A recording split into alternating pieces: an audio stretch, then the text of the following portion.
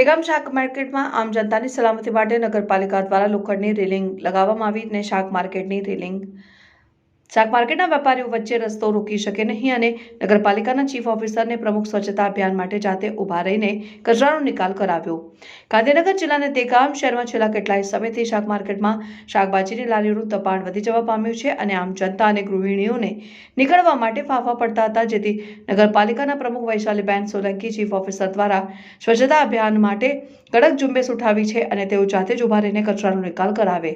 શાક માર્કેટમાં આવેલ પૂર્ણિમા 4 રસ્તાથી સુવિધા પંથ ઉપર જવાના જાહેર રસ્તા ઉપર શાકભાજીના વેપારીઓ કાયદાના ડર વિના આડેધડ પાથરી દેતા હોય છે, જેથી અવરજવર કરતા વાહન ચાલકો તેવા ટ્રાફિક સમસ્યાને કારણે રાહદારીઓ ભારે પરેશાન થતા હતા, જેથી શાક માર્કેટમાં જાહેર રસ્તા ઉપર શાક માર્કેટની જગ્યા ઉપર નગરપાલિકા તંત્ર દ્વારા રેલિંગ લગાવી દેતા રસ્તો હવે ખુલ્લો દેખાવા લાગ્યો છે। શાક માર્કેટના વેપારીઓ મર્યાદિત રેલિંગની બહાર આવી શકે નહીં અને આનાથી ગૃહિણીઓ અને આમ જનતા માટે ખુલ્લી જગ્યા બની રહેશે। નગરપાલિકા દ્વારા જાણ કરવામાં આવે છે કે આ રેલિંગ જે તોડશે તેની સામે કડક કાર્યવાહી કરવામાં આવશે અને આજે શાક માર્કેટમાં ચીફ ઓફિસર અને પ્રમુખ ઊભા રહીને વેપારીઓને કાયદાના પાઠ બનાવતા હતા અને રેલિંગથી બહાર કોઈ પણ પોટલો શાકભાજીને મૂકવામાં આવશે તો તેની સામે કાયદાકીય કાર્યવાહી કરવામાં આવશે।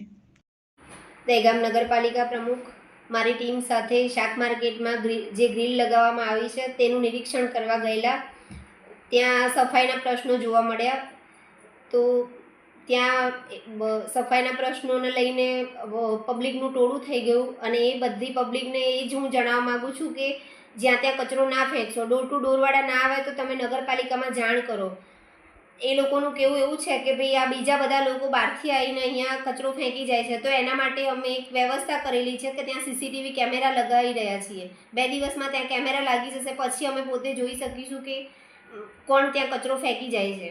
જે પણ કચરો ફેંકતા જોવા મળશે તેને દંડનીય જોગવાઈ થશે, દંડનીય કાર્યવાહી કરવામાં આવશે એની ઉપર। ઓકે।